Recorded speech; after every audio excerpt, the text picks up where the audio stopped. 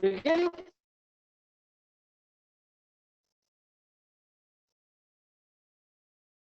Om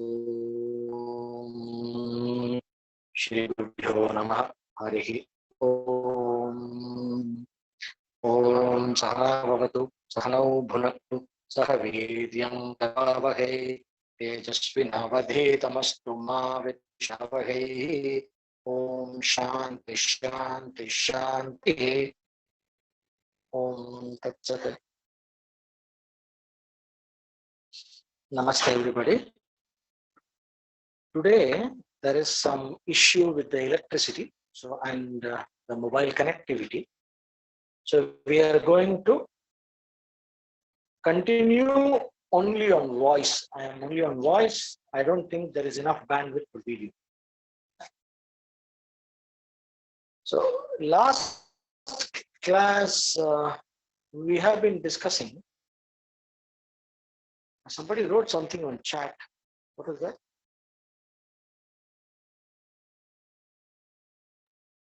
நீங்க சொல்றதுக்கு முன்னாடி நான் தான் எழுதிட்டேன். ரெயின் சென்னையில இருக்கு, ஸோ நெட்வொர்க் கம்மியா இருக்கு, ஸோ ஆடியோ தான் செஷன் சொல்லுங்க. நீங்க சொல்றதுக்கு முன்னாடி எழுதிட்டேன், sorry. Right. Okay. Coming back to the topic.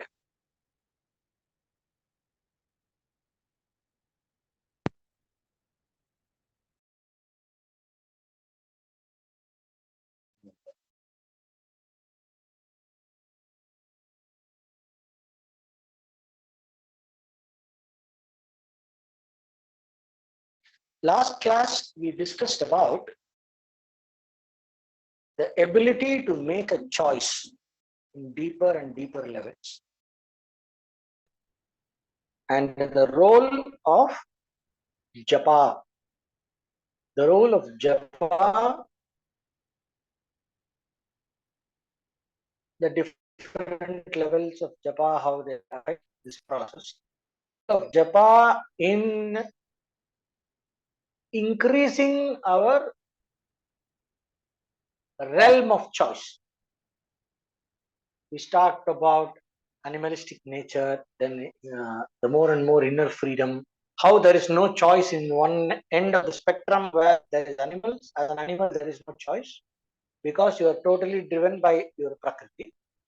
And in the other extreme, as a Jivan Mukta, there is no choice, or as a perfect yogi, there is no choice. In Shuddha Sattva, where because Ritambara Tatra Prajna, the mind is absolutely in tune with the nature, with the universal truth, so there is no choice. Choice comes only in the realm of sadhaka, as we are sadhaka, where we are trying to overcome our animal nature, we are trying to rise above our samskaras, and we are trying to create new samskaras that will help us to cross this ocean of samsara and overcome the power of ignorance with power of knowledge.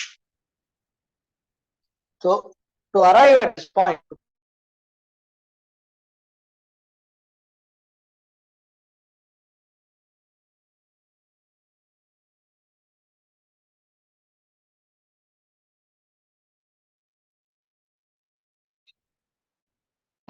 stop. It says recording in progress.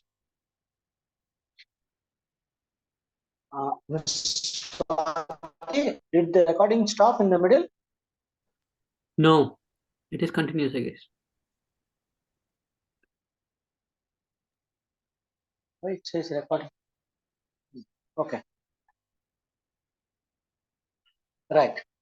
So, as a sadhaka,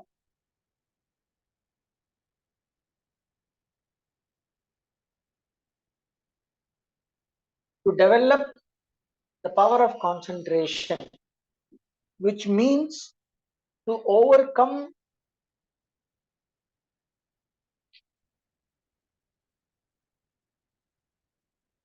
our inability to be carried away by the distractions, to overcome distractions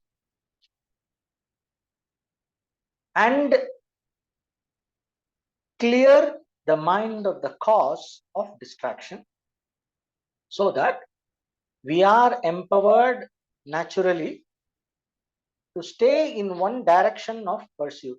So, in order to pursue our Purushartha, we came with that. So, the realm of choice here, a person capable of pursuing Purushartha, an empowered, spiritually empowered person. And there are different levels to it. We also talked about the Bhagavad Gita shloka, where the from Kama, how Krodha comes, from Krodha Smriti gets disturbed, from Smriti the Buddhi gets disturbed. When the Buddhi is disturbed, the individual is gone. How the individual is destroyed? Individual is destroyed means the definition by the person is destroyed means the person becomes incapable of pursuing conscious goals. That is called person is destroyed. So when we say a person is,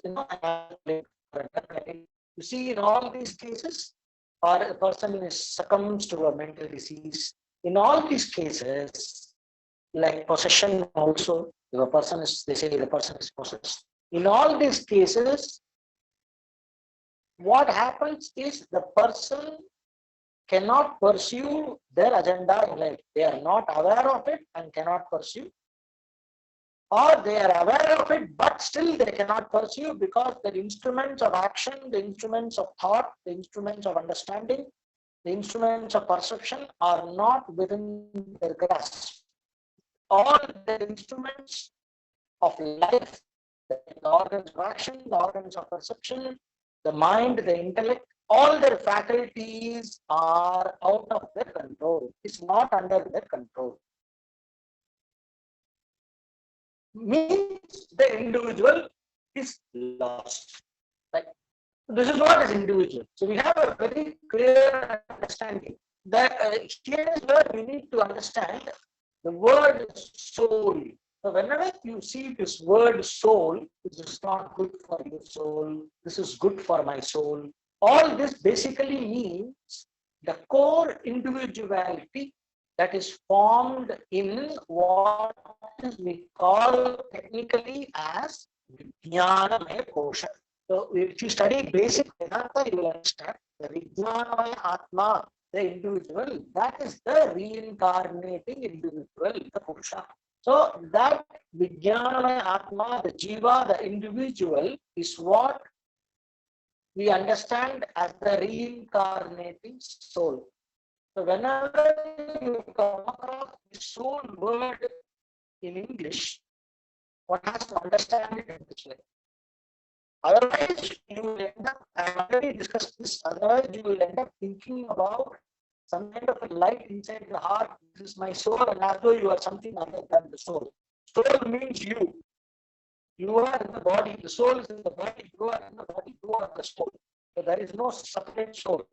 So why I am in this context is because there is a mystic way of presenting the whole concept of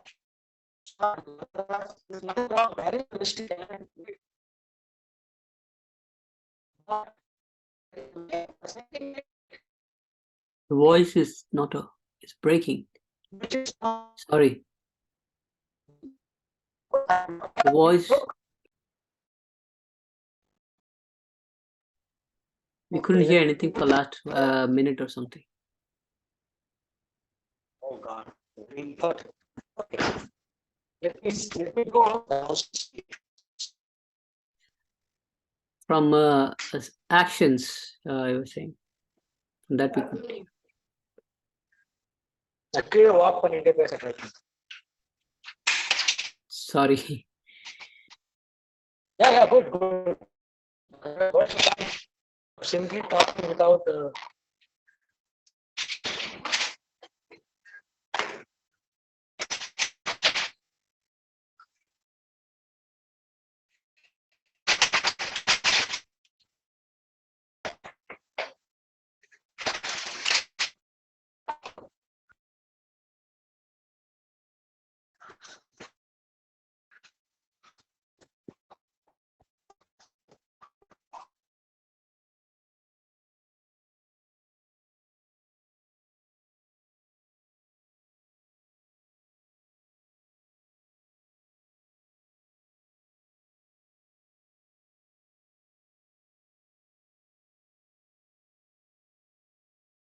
Am I audible now? Yes, Is it better? much better. Thank you. Yeah. So I was telling about the concept of soul. Can you give me a cue where it started breaking? The I will continue sense from of there. actions we lose after talking about the soul, and then talking about the actions. We're saying something lost will be lost. The Control. individual is lost. When you say the Yes. lost soul or something, it means the individual becomes incapable of pursuing their goals, their purushartha. That's what it means. So that's how we have to understand. When we read the word soul in English language, English-based spiritual literature is important to understand it exactly like this, according to the framework of Vedanta. Otherwise, what happens is we might form a wrong idea in our head regarding the practice of mantra japa, etc. And we will be putting a more blind kind of effort. If you see in Patanjali Yoga Sutra, there is a sutra for Pranava Japa. Tat Japa Tad Artha Bhavanam. Tad Japas Tad Artha Bhavanam. By the Japa of Pranava and by Bhavanam means living or feeling the meaning of the mantra, of the pranava. Here in the Yoga Sutra, it is pranava, but in Swadhyaya, it comes pranavadi pavitranam japo. So it also means all the, if you connect with that sutra, it also means all the different kind of pure mantras. Pavitra mantras means the mantras that are of purifying nature. The mantras that increase sattva guna and clarify the intellect, like Pranava, Gayatri, Narayana mantra, Shiva mantra, and things like this. There are also, in this context of yoga, in the context of purification of the mind, usually the very Rajasic, Tamasic mantras are not included, but nothing wrong because what mantra is to be chosen for an individual completely depends upon the nature of the individual and so many other factors. It is chosen by the mantra, the guru who is expert in mantra shastra and who has also done the japa and all that.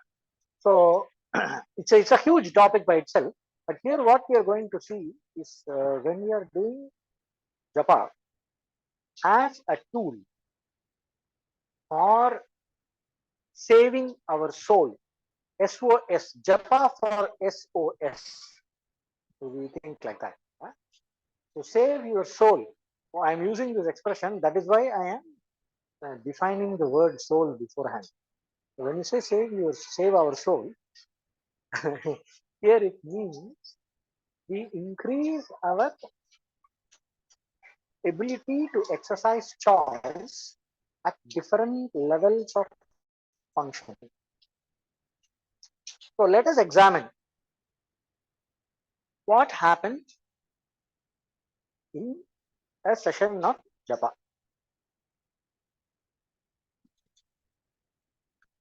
In a session of japa, we are sitting and we are repeating the mantra. And either verbally loud or as a whisper, like I mentioned in the last class, no? Vaikari, verbally loud japa, upamshu, verbally whispering japa or just movement of the mouth, but there is no sound coming out, upamshu. And there is dhyama, which is verbalized thought level, but verbalized with pronunciation and everything, and with the intonation and everything. But at the thought level, the organ of action, the speech, the tongue does not move. You will not feel any tension at the base of your mouth or tongue or throat. There is no tension. You only think before you articulate physically. Before you physically articulate the word, there is a thought level. So you are sustaining the repetition of that pattern of thought according to the letters of the mantra, repeating. So that's dhyama. Then pashyanti, the level below that is when you see the mantra, when the mind thinks of a mantra. So let us say today is what day? When I ask you, you immediately see in your mind Monday. And immediately following that, or you see the word Monday in the calendar. The moment you see, there is a recognition of the word Monday. And then there is articulation, mental articulation of the word Monday. You are repeating in the mind. You see somebody like, self-talking. So something inside your head repeats Monday. And then there is a verbalized expression of that Monday, of the word. So these are the different levels. In the same way, so in Japa, what we do is we start with verbal and slowly go deeper and deeper and try to access and stay committed to the practice in a deeper and deeper level. So if we are only doing verbal japa, we may be distracted in the background, etc. All that we discussed in the last class. Now what I am trying to tell you is saving our soul here. Basically, when you sit for japa, you want to do the mantra. You are very clear about it. There is no doubt. But you observe that your mind is doing everything else. You observe that the body becomes restless after 15 minutes. You are not used to sitting. So that is why in Ashtanga Yoga, Patanjali says, first asana, then pranayama. Why asana is required? In asana, you say sthira sukham asana. And to get the asana to be steady, to be able to sit for a prolonged period of time without any disturbance, this is relaxation of all the instinctive efforts that make our body have tendency to move, the different urges to move the body, relaxing those urges, and we bring this by meditating on the principle for our class. But yeah, the method of arriving at this building. Without our wish, there is a lot of subconscious noise, which means, again, our subtle organs of action, the faculties of action, the faculties of perception, and our intellect to a certain extent, all these are hijacked by samskara. Samskara means subtle programming, the programmed tendency. So habituation, the power of habit. So the different habitual reactions to stimuli and the various things happening inside, the movement of prana, so many other things, the memory, something pops, then there is a reaction to that. So this is called Shipta. Shipta means the mind is constantly moving. Then there is an effort to contain the movement of the mind. It's called Vikshipta. It goes on for some time and then you forget everything and then you go into a kind of a snooze. That is Muda. Or also Laya is a kind of Muda. Then comes the next level where you are convinced about, at a very deep level, the entire brain works together. They call it brainwave coherence, where all the aspects of the mind are aligned with single purpose. So that is called brainwave coherence. They say in yoga terminology, it is called ekagrata.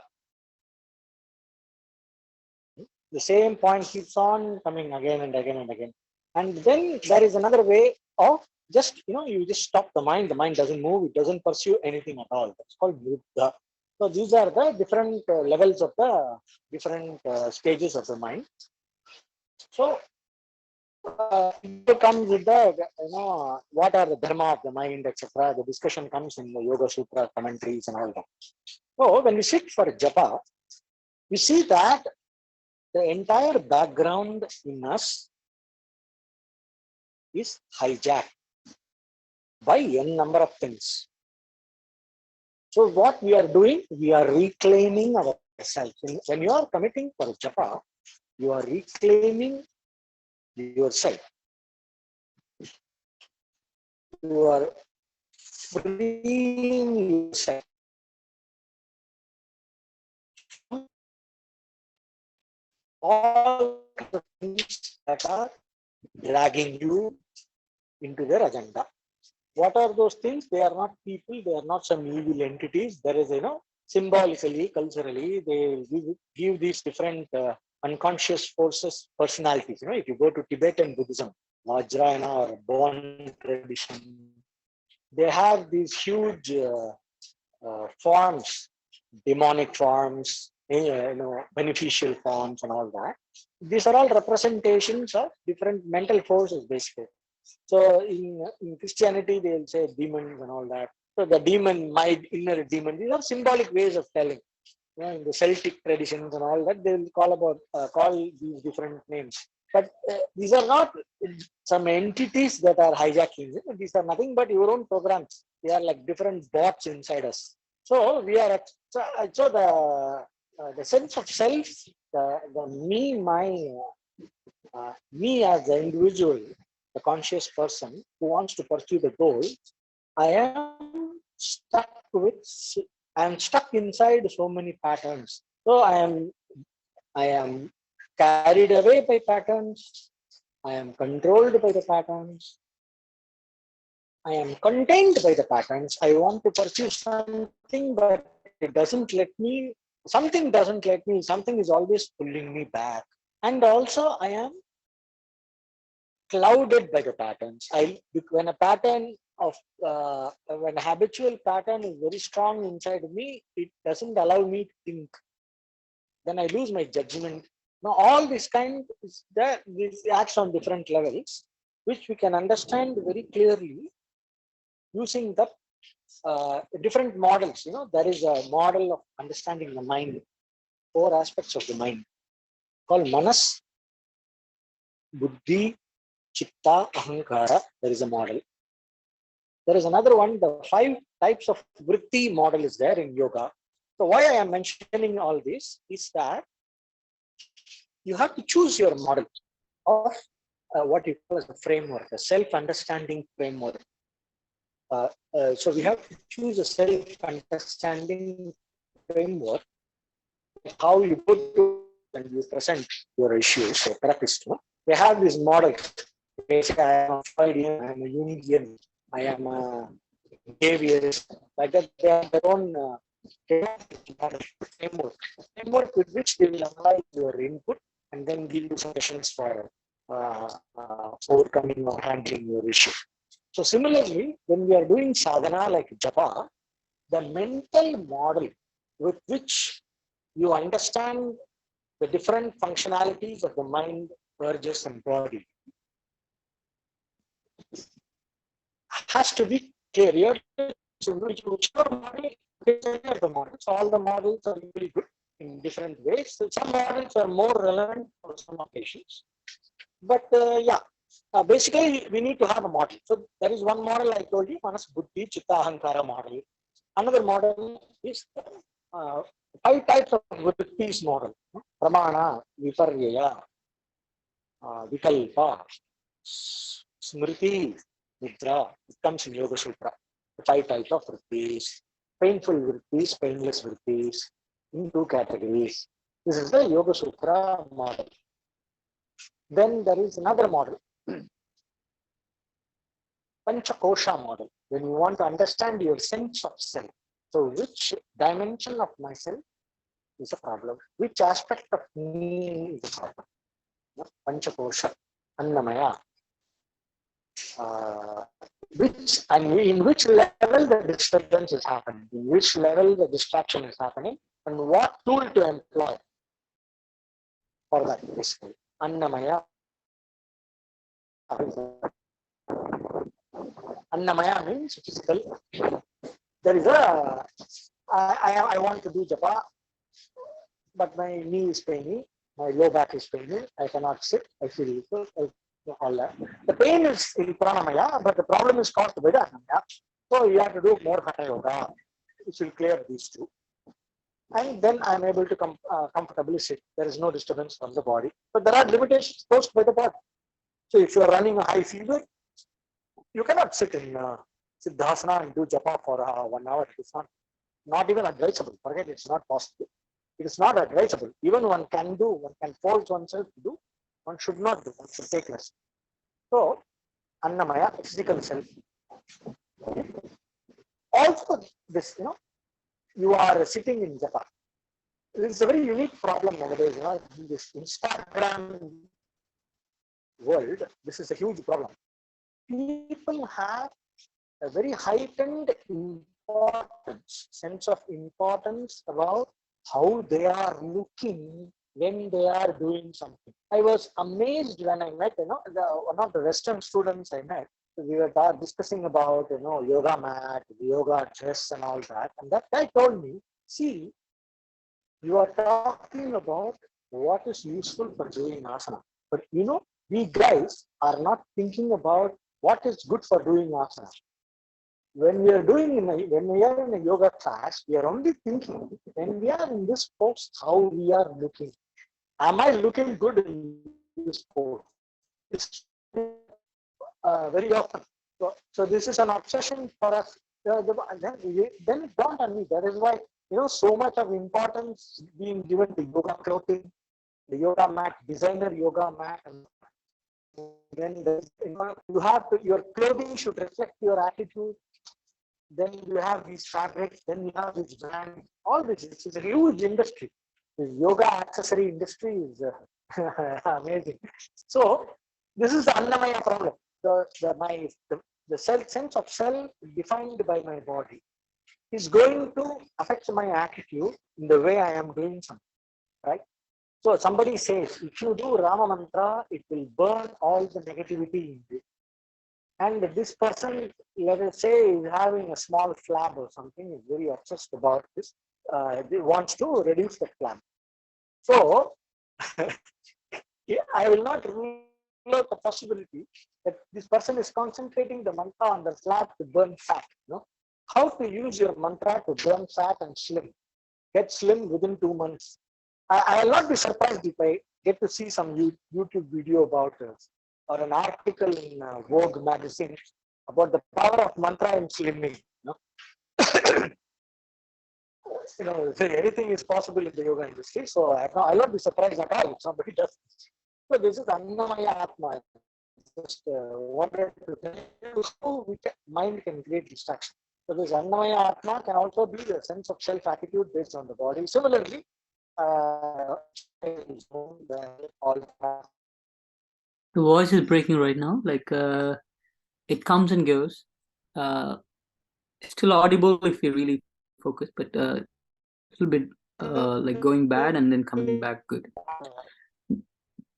Like right now, it's the right position, maybe not, but previously it was better. The sound? The sound is like we can hear, but it keeps breaking. I think is it okay now? As you said, moving or something. So yes, yeah, this corner is good. This. Yeah.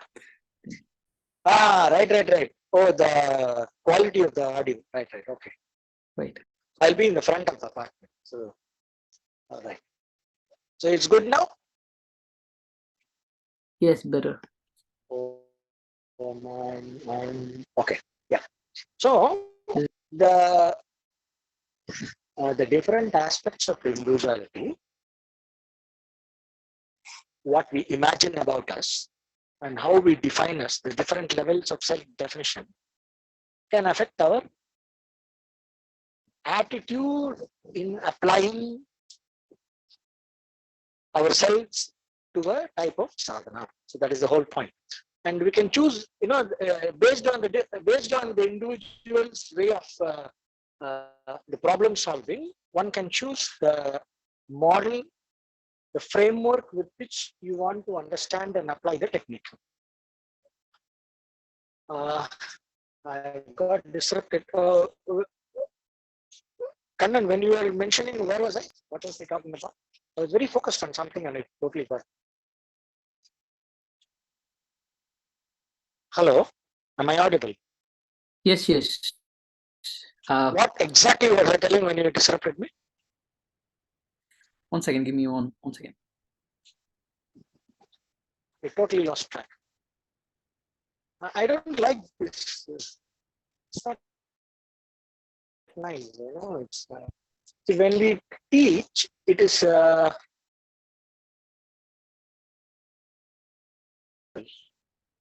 like how body gives an obstacle, hardware gives an obstacle for the teaching.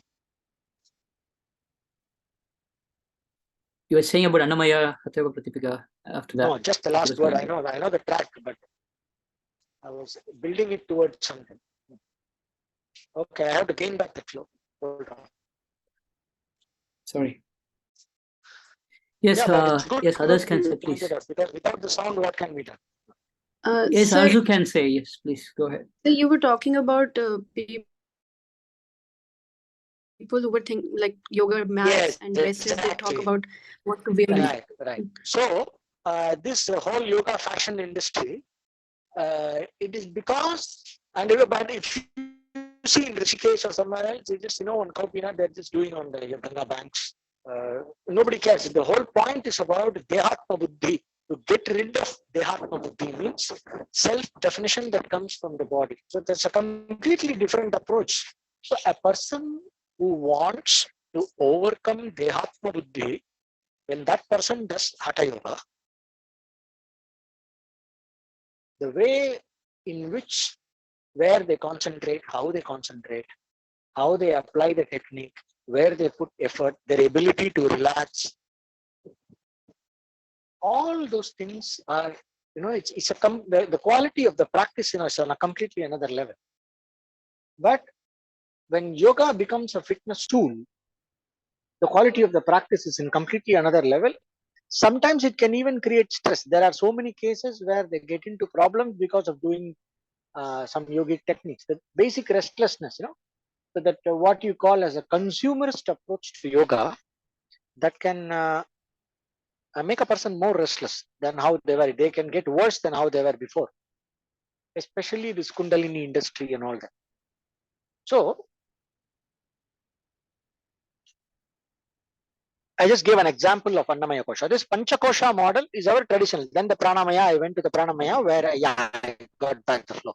I went to the Pranamaya Kosha where it talks about the sensations, the emotional residues, all that is in the Pranamaya and the Manomaya. So this Panchakosha is a traditional model, but there is also a very good framework of understanding the different aspects of the functional self by Sri Aurobindo. Sri Aurobindo mentions, vital, low vital, higher vital, vital, mental, like that. He has a few sets of things. So if one is used to his literature, for example, one might use that model. So we have to see what literature, what Shastra, I will put it like this. So the study of Shastra is important. So what Shastra one is exposed to. So based on that Shastra, as an individual, we develop a framework of understanding ourselves at the functional level. The functional me, I understand it based on a framework. So now, when I do japa, I have to apply this understanding. I cannot afford to do japa blindly. Doing japa blindly, many say, is better than not doing japa. The vibrations will slowly lift you and all that. It's okay. But it's not okay for us who are right now in this discussion, because we are all conscious people who are devoted to some thinking and intelligent people. We are not some dumb, we are not a dumb cowherd person who has no sophistication in thinking, just that what you call as a tamasic buddhi. So for that kind of a person, only shraddha is required, like how uh, sage Valmiki, when he was that uh, hunter, Narada went and told him that, just chant Mara, Mara, Mara, Mara. And then that Mara, Mara became Rama, Rama, and then it became, that is the story of sage Valmiki. So the power of tapasya. So basically, that that these kind of things should be understood. Now, we have stories for everything. We have a story also for, a person is like there is also in Veda it comes a person who chants mantras and all that and studies all the shastra without understanding the meaning is like a donkey who is carrying who could be carrying a load of uh, gold and jewels and or very expensive silk clothing, carrying a lot of load without any knowledge about the value of the load. So it continues to be a donkey who carries load, right? So like that, this person who is devoted to some chanting of mantras, etc., just blindly without any understanding, is like a donkey. That analogy is also there in the Shastra. So what we have to see is there are these things called Arthavada, where one aspect of the practice, one aspect of our sadhana is highlighted over other aspects. So whenever Shraddha is to be emphasized, when the guru wants to, when the system of the guru, when they're teaching the scripture, the Shastra, when there is a need for emphasizing Shraddha, they will switch off every other variable, like how we do controlled experiments in lab. So they will ignore every other aspect or put down every other aspect and highlight this aspect over everything else. When somebody wants to, when in a context of teaching, there is a need for emphasizing concentration. So then they will play down every other aspect and overemphasize concentration over other things. When there is a need for emphasizing, the need for understanding, they will downplay what is the use of concentration when you don't have understanding. You can even, what is the use of powerful mind when you are not devoted to dharma? For example, if I want to emphasize dharma, the right decision making, the right choice, then I will say, okay, you have a great mind, you are very smart, but you're using your smartness for the wrong purpose. So what is the use of the smartness? Like how Ravana, Indrajit, we have this character in Ramayana called Indrajit, who was a master of mantras and tantras and everything, and all kinds of sadhanas, who is a master of, he could manipulate Prakriti, he had so much concentration, all that. And then he still considered as Asura worthy to be killed. Similarly, we had Karna who did something better than Arjuna, but he had to be tricked to be defeated, right? So in these contexts, we have an extra emphasis on dharma. Dharma is more important than the power of the mind. Power of the mind can always be developed, but there is no use of the power of the mind if the dharma is not in the right direction. Sense of dharma is missing. If the choices are wrong, it's like the powerful mind is serving the wrong master, like, right? So if you look at our Shastra, that is why it is important when we read a wide variety of these different Puranas and Smritis and all that, we develop a kind of an integrated understanding. The whole thing is an ocean. Spiritual literature is an ocean, and we develop a clear understanding over a period of time. So when we are studying only one episode or something, or when we are listening to one discourse that is meant to emphasize one aspect of our sadhana, we get very excited about that aspect. There's nothing wrong. We are supposed to get excited, but then we should not stop there and go and listen about other aspects also from other teachers or the same teacher in some other occasion. So we have to be equally, ultimately, at the end of the day, we have to be equally excited about all the aspects of sadhana, all the aspects of self-improvement, all the aspects of spirituality. Then it is an integrated approach to a practice. So when we are sitting for japa,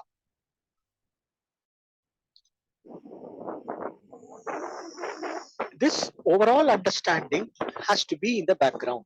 That is why there is a definition of what you call as active yoga. It's called Kriya Yoga. Yeah? Kriya Yoga is not this brand Kriya Yoga, this Babaji marketed, whatever is going on. And not that Kriya Yoga. This Kriya Yoga people, they use the word Kriya Yoga but that is just a marketing thing, like Bikram's yoga, like that. Probably that whoever is the Babaji who is supposed to be in Himalayas, probably he named it. He used the word Kriya Yoga, so he was the. This is probably one of the earliest brandings, so it's okay. because it involves a lot of kriyas, could be that. But kriya yoga traditionally means tapas, swadhyaya, ishvara pranidhana. That is why in Yoga Sutra he brings these three things together. Before you start Ashtanga Yoga, before you go full flow into that, okay, what are the three main core important things? Is tapas, austerities. Will develop this understanding what I'm talking about. Swadhyaya is study and also chanting the mantras, right? So and Ishvara Pranidhana. Ishvara Pranidhana is through the mantras and through the right methods, etc. So the Swadhyaya has two aspects. Pranavadi Pavitranam Japo, Moksha Shastra Patanamava. So the study of Shastra and Japa, these go together in one word, Swadhyaya. Hence, the practice of Japa has to be accompanied with the study of Shastra so that you are not a donkey carrying the load of some blind practice, but you are applying or you are doing Japa in the background of clear understanding for two things. Why I am doing this Japa, and if there is a moment of distraction, I apply my framework of mind. I apply my framework of understanding to see, to understand and discern the cause of the distraction and apply the appropriate eliminate that distraction. So here I will mention the time. Yeah. Right. So here I will mention some 2-3 approaches in Japa. One is 2-3 approaches in Japa based on how they serve different purposes during the practice of Japa and how to use the practice of Japa for different purposes, and what technique to use to overcome different kind of obstacles during the practice. Okay. So there is one where we concentrate on the vibration of the mantra, the syllables, the intonation, basically the vibratory pattern of the mantra. So we concentrate on that. It creates a kind of a resonance of our prana with the what is technically called as devata of the mantra, but it is not devata here. It actually means, let us say, with is alignment of the mind, alignment of the mechanical thinking mind with the vibratory pattern of the mantra. So we are using it's like something like this. So you have a pot. There is a lot of ghee is let us say some ghee is spilled on the you are pouring a ghee inside a pot, and there is a plate underneath. A lot of ghee is spilled on the plate. So what we do, we collect the ghee, the hand, and pour it back. We collect it from different areas and pour it back. So that's what it does to the mind. It brings the entire flow of the mind in one direction. So it brings all the different, mechanically the mind gets distracted, right? For example, when you are taking a walk before coming to the temple, let us say you want to do japa in a temple. So on the way to the temple, in some tea shop, some old movie song, your favorite song was playing and with a nice beat, and somehow you picked up that song and it's going on in the back of the mind.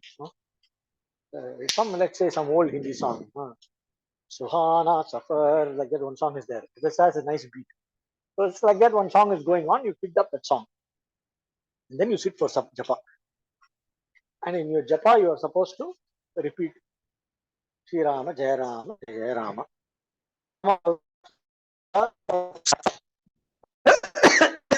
And your mind makes a so you are chanting Sri Ram, Jai Ram, Jai Ram, Sri Ram, Jai Ram, Jai Ram going on. And then you go to the mental level of chanting, Madhyama level. And then suddenly you see the song playing in your head. And suddenly you discover, you are enjoying the song. And then you stop yourself and come back to the mantra. or you had a very tough day, you've been working all day on some very tough problems in your office or whatever, and then you come home and then you're doing your sandhya and or some your evening anushtana japa, and in that time all this office work and different, and also also this the uh, uh, mind starts getting focused on the japa. You will, the problems that you are wanting to solve, the mind is wondering about the problem. Suddenly the mind will realize the solution or what is the bug in the middle of the japa. Then you might get very excited. So that is because of the state of conscience. So the mind is actually working on it in the background, right? So these kind of things, or you went to some place with you had a conversation, it was not a very uh, pleasant energy, some, let's say in our current, this is bad vibes, no? So you picked up some bad vibes. So all these things can make the mind run mechanically to different things, right? So this aspect of the mind that runs mechanically to different directions, that comes under control when we chant the mantra, focusing on the syllables, the intonation, and the vibration pattern of the mantra. So we align the entire mind with the vibration pattern of the mantra. To get it even more better, what we do is you can combine it with the breathing. So when you inhale and exhale, you can synchronize the rhythm of the breathing urge, the urge to inhale. Before you inhale, there is a urge to inhale. Before you exhale, there is a urge to exhale. Right. So you can synchronize that urge of the breathing with the intention to chant the mantra. That is one way. It's when we do that, when you combine that, I am telling the end result, but actually it starts with synchronizing the movement of inhale with one part of the mantra, movement of the exhale with another part of the mantra, or one mantra for inhale, one mantra for exhale, or two mantras for exhale, like that. This practice is very global. You will be surprised. The synchronizing the movement, the chanting of the mantra with the movement of it is there in different cultures. It's there in all the mystic traditions. There is one, like how we have in the cars, in every brand there is a normal car, and then there is a premium luxury version. There is a Toyota, and then there is a Lexus, right? So like that, in all the religions, there is the common man religion version, and then there is the mystic version for the ones who are more advanced, like how we have a normal karmakanda person, and then you have the yogis and the sannyasis, right? So like that, you have in the Christian mysticism, for the common man is Bible, right? So similarly, for the more mystically inclined, for the monks, etc., they have a book called Philokalia. Probably Sufis have mystic practices, dervish, and you have these meditative practices in one Bektashi group in Turkey. All these are there. So, what I heard about this Philokalia, it's Christian mystics. In that, they have one practice called Hisai Chasm. You can Google that. It is there in English. It's called Hisai Chasm. Hesy-Chasm. Hisai Chasm. I don't know if I'm pronouncing it right. It's also called Isihas in Latin language. It's called Isihas. So they have this. In that they have this. They have one prayer of the heart where they combine it with the breathing. Oh Lord, have mercy on me, something like that. It is, oh Lord, they will combine with inhalation. Have mercy on me, they will combine with exhalation. So similarly, we have this. If you remember, we have one thing called Ajapa Japa Soham. So we have Hamsa Soham Soham Hamsa. So we combine that with inhale and exhale, or inhale with so, exhale with hum. There are these people who are learning from Yogananda school of this so-called Kriya Yoga. They will have this, Hong shot technique. They say Hong shot technique because he's a Bengali. Their pronunciation is hum becomes hong, and sa becomes so, hong so, because they are Bengali. So they think that is the mantra. But anyway, that's a Bengali pronunciation of hamsa. So inhale will go with hum and exhale will go with sa. They do that with concentrating on the eyebrow center, synchronizing mantra with inhale and exhale. So that is it's a very basic universal kind of a practice that is combined with japa that leads a person to meditative states. Right. And there is another one called laya. Laya into the mantra, where what we do is we make the entire mind gravitate on the mantra. This technique is used in transcendental meditation. They don't, they don't repeat like how we do in a normal madhyama japa, but they go into that just remembering. It is training the smriti. You let the mind gravitate on the mantra. The whole mantra, mind aligns around the mantra. They don't tell you exactly like this. They tell it in a different way. But this principle is used by them. But how we can normally using the mantra for laya is like this. You just, as you remember the mantra, it's like you dissolve your sense of self into the mantra. There is only the mantra, nothing else. You give a huge, you just, you give all importance to the feeling of the mantra, the alignment, and all aspects. The beauty. You give importance to how it feels with the mantra, how the mantra feels inside it. Like that, different aspects. We let it go, let our ego principle flow into the mantra, and you start enjoying the mantra. You give more importance to enjoying the mantra, and then you put less and less effort. You don't put effort. You only let the mind gravitate. For example, laya is like when we are talking with somebody. Let us say when we are talking with somebody, like you are listening to me now. I'm talking about japa, and then I'm telling you today, after this, you're going to go and have your dinner. What is it going to be your dinner? Now I put this thought. Now we are continuing to discuss about japa.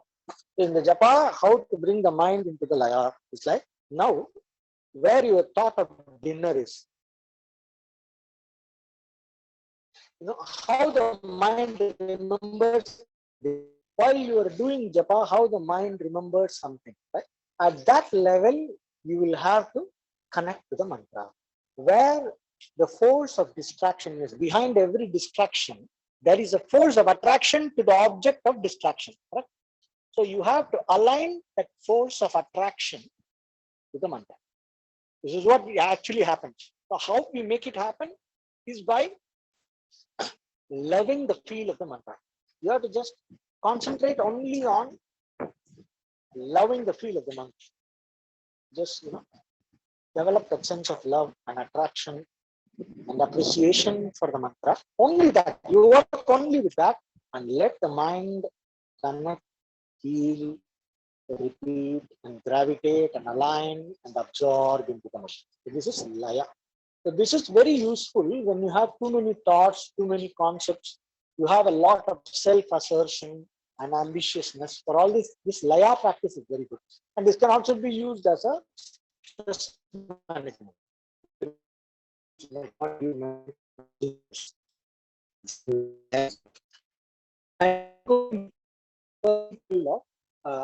Your sense of self, where you can create a very strong samskara. Samskara means a very subtle tendency. So the way you create a subtle tendency, or you can create a very strong alignment with the energy of the mantra, the vibration pattern that is represented by the mantra. You can align with that vibration pattern in a very deep level of functioning of the mind. It will work exactly like how you get an insight inside the dream. In the dream, you get some insight and you wake up. You feel that, that is somewhere deep inside you, right? So like that, when you create that samskara towards the mantra in laya, when you come out of japa in your everyday activities, the presence of the mantra will be there in your background in a very deep level, in a very strong way, and it will prevent you from getting distracted by other things. Principle is also used in one of the meditation techniques where Patanjali says, you can swapna nidra jnana lambaram va. There is a sutra. You use the same principle. We are using that same principle in the laya technique of japa. Right? So like this, there are different approaches to japa. And when we understand the whole process and the framework, based on each person's framework, one can develop one's own technique of japa. The thing is, you have to sit and play with it. You have to remember your framework of understanding. So when you are sitting and doing japa, you concentrate. You see, you will notice your difficulties. Now, I am finding this aspect of, if I decide to stay committed for 108 repetitions, let us say, these are the difficulties I face. Make note of it. After the japa session, make a note of it. And why I think I face this difficulty. These are the kinds of distractions I face. And this, I feel this distraction at this level. Make a note. And then sit and think about it. Think about the different obstacles that come to your practice and think about it. And when you think about it, you're automatically applying your framework of understanding. Then you apply appropriate technique for that. So when you are sitting and concentrating on the mantra, when there is a distraction, you don't fight the distraction. You understand the cause of the distraction and eliminate the cause of the distraction, and the mind will come back on what you need to concentrate on. Right? So this is how we, when we do this, we develop a wholesome approach to the practice of japa, and there is a better nishta on the mantra. Right? So we bridge the gap between what the japa is meant to help us accomplish and what is our sad reality of struggling with the mantra and just doing it like the gap between how it is supposed to be and how unfortunately it is in most cases. We understand this, and we can bridge the gap by this approach that we discussed in the last class and this class. So in the coming classes, we will have more discussions on more concepts. If there is any other specific questions regarding related practices in your personal sadhana, you can, or something that you don't understand, you can ask here in the next 5 to 10 minutes.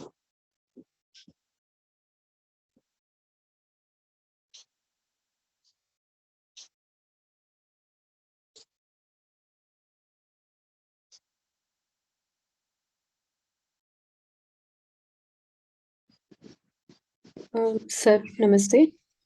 Namaste. Sir, I have this question that if we have this, so there has to be same japas every day, or we can change them.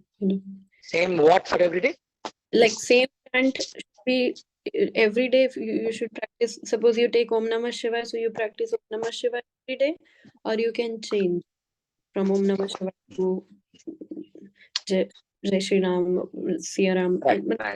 Right. So here the concept of krama comes, right?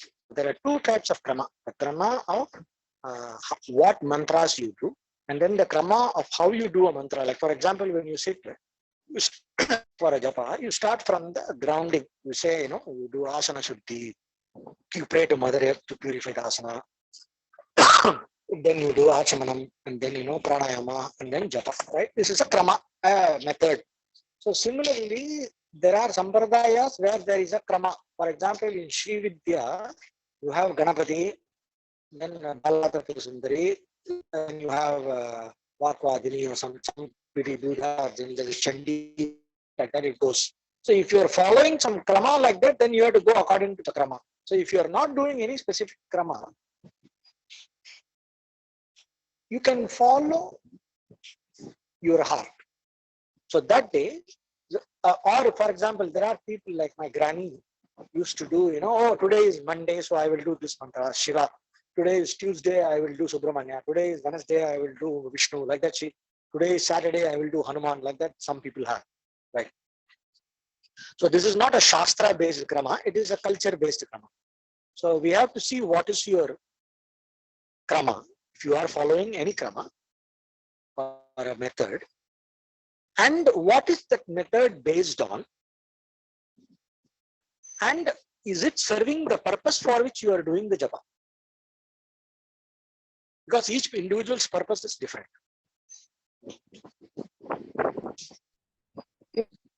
Okay, right? sir. So, if there is no any specific purpose, I just want to enjoy doing japa and develop concentration and better quality of mind. That is my only purpose. then it absolutely doesn't matter what japa you do on which day. Whatever your heart feels like doing that day, in that session, you sit, you feel like Ganesha, you start with Ganesha. And then if it moves to something else, then you finish the Ganesha and then you move to that and you do that. But then it will gravitate one and then you do that more. But don't, when you change the mantra or when you change the japa or the deity, don't do it based on some mundane ambition that you are imposing on the system. Understand? Like, for example, today if I do this, it is more beneficial. I read in some astrology site that, today this planet is affecting me for this week. So this week I will do this mantra more, so that I am free from this planetary problem. Right? Hello? Yes, sir. Yes, yes, yeah. So I just wanted to check if I'm audible. So Yes, that you is are. not healthy. But if you're doing it from the point of view of ability to get a natural alignment and concentration. So today I know I'm emotionally, for example, it happens sometimes, you happen to pass by a Lord Rama temple or some chanting is going on there, then you come home. You are filled with that vibration. Or everybody today is Ramanavami, everybody around is worshipping Lord Rama. Without your knowledge, you will feel like Rama because the whole vibe you to feel aligned to that. So you can ride that wave. There is a naturally strong wave towards the mantra. You can ride that wave and use it for developing the focus and the bhava towards that mantra and the devata. It's absolutely okay. So the intention matters. Okay. Thank you, sir. Yeah, sure.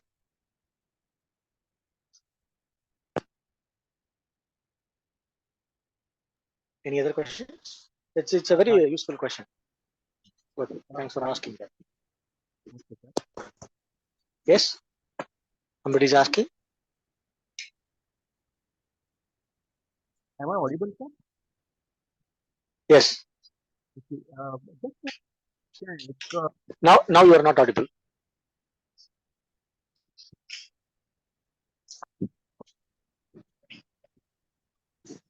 I am audible? yeah, I can hear you. Yes, now I hear you well. Audible, Yes. audible is going Proceed. on. Okay. Right. Sir, Well, I wanted to ask a small doubt. See, when we start the sadhana, your right. urge to explore the methods is so high that if you keep exploring the methods, like all the tools and the knowledge, all the japas, mantras, sadhanas, you keep doing it. But somewhere down the line, I personally felt that the knowledge what I have acquired itself is an obstacle for Very good. me Very to good. Very good. grow further, or I don't know whether I'm growing also. Okay, Very good. how Very to good do, how observation. to address that one? That is the first thing, and another one is there is a state wherein even you said you don't have anything, you just have a mantra. There is a stage you don't have even mantra. Okay, like Right. you when can you reach a stage means I stop doing it. It just happens. And why is it that that happening happens very less time, less number of times? Hope I I'm. told This you is the about different states of the mind. So there are two questions you have asked here. yeah, yeah. Right. So I am assuming that what you call as the mantra stopping, I am assuming that as the right way of stopping and then answering that. Okay. So you can Yeah, also stop correct, simply correct. because the mind got bored. Yes, I'm Yeah, it assuming is that it's not. the right way of No, stopping. no, sir. It is not that mind got bored. It is that you have nothing like there is mantra. You don't even know why mantra stopped, or because nobody is there to observe that mantra is stopped. Because I am doing chanting mantra, it's me. So after certain So the point of mantra time, stopped. Instead of the mantra, what is there in the mind? a mind is also not there, no, at that state. Then who is observing and telling? This knowledge That's will what not I'm be there telling, if the sir. mind was not there. That is a blank state. So it's a blank state, right? Okay. So the blank state, That when I you come don't out even of the know that blank that is a state, how blank do you state, sir, feel? actually. Yeah, sorry. Right. Yeah, I understand. Okay. So there are different ways of this happening, and there are different qualities of this happening. So blankness is either two ways, either is Shuddha Sattva or pure Tamas. Okay. Okay. So basically this, so what it is, we will have to analyze further, but I'm assuming that it is Sattva, right? I'm assuming that it is Sattva. So in that case, it is the stage next to Ekagrata, where, I told you about the 5 levels of mind: the right knowledge, wrong knowledge, Smriti. So, and also it was Kshipta, Vikshipta, Muda, I discussed today. Yeah. So there is Ekagrata and Niruddha. So when there is one pointedness, the next stage to one pointedness is state of absolute silence, where the mind does not move. The mind is completely contained. Right. So that is actually the state of Samadhi. That is Nirvikalpa or Niruddha, the state of Niruddha, where the mind is not moving. There is no sense of movement towards any object. So that is Niruddha. So that's a natural progression of concentration. That's all right. Now, about your more important, the question, your first question is more important for today's discussion. Is too many knowledge becoming an obstacle? That is because there is no clarity in Purushartha. Information is not a problem. For example, you take a newspaper. The newspaper is full of information. Say, I'm an old man, I'm still talking about newspaper. Probably nobody's reading that now. It's all in the internet. So, but let's say newspaper, it's easy to understand. In a newspaper, there are so many columns. There is a first page, third page, there's classifieds, all that, right? Then there is the cinema news, city news, and then there is these uh, some Sindhubad or Mandravadi Mandrake kind of cartoons, Calvin and Hobbes, all these are there. Now you have the newspaper in your hand, it's full of information of different types. What you go towards is based on what you are interested in that moment, correct? So that is your Purusharth.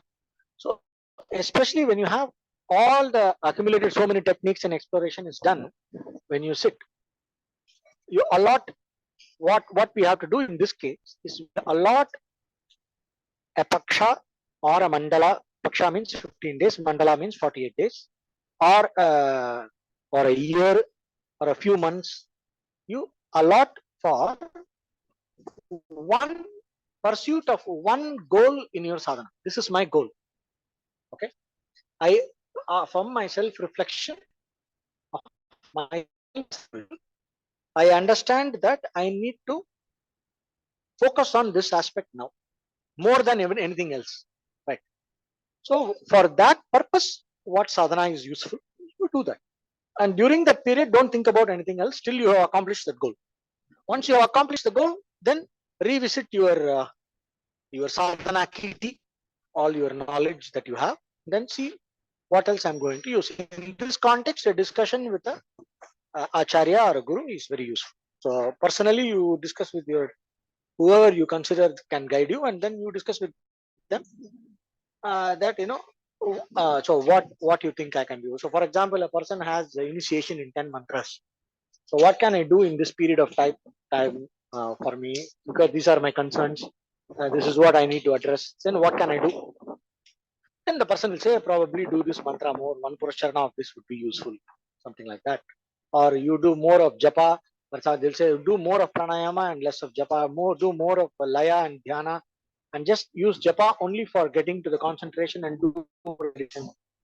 Like that, the person will give you the right of what kind of sadhana to use. So, but it is always better to discuss it with somebody who is qualified to discuss this, and then based on that you can decide. That is more useful. Otherwise, you have to have goal clarity. Completely decide based on your goal and knowledge of what will serve this goal better. Just do that. That's all. I hope I answered your question. Yeah, to some extent, sir. Yes. So, I have a very Yeah. small goal, sir. That's the enlightenment. That's it. Right. Okay. Then in that case, enlightenment is got only by renunciation. So whatever helps you to develop more renunciation, do that. Everything else is irrelevant. Ha, sir. Like one more question is like, is No, that no. sorry? We can have that in another class, or you can put your Right, question sir. in the Right, sir. comments, and Sorry, I will sorry. answer. Thank you. Thank you so much. Yeah. We'll continue with some other day. Anybody else?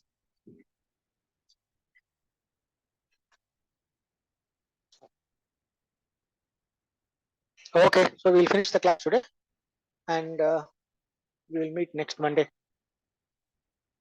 Om Purnamadah Purnamidam Purnat Purnamudachyate Purnasya Purnamadaya Purnamevavadishyate. Om Shanti Shanti Shanti. Om Tat Sat. Thank you.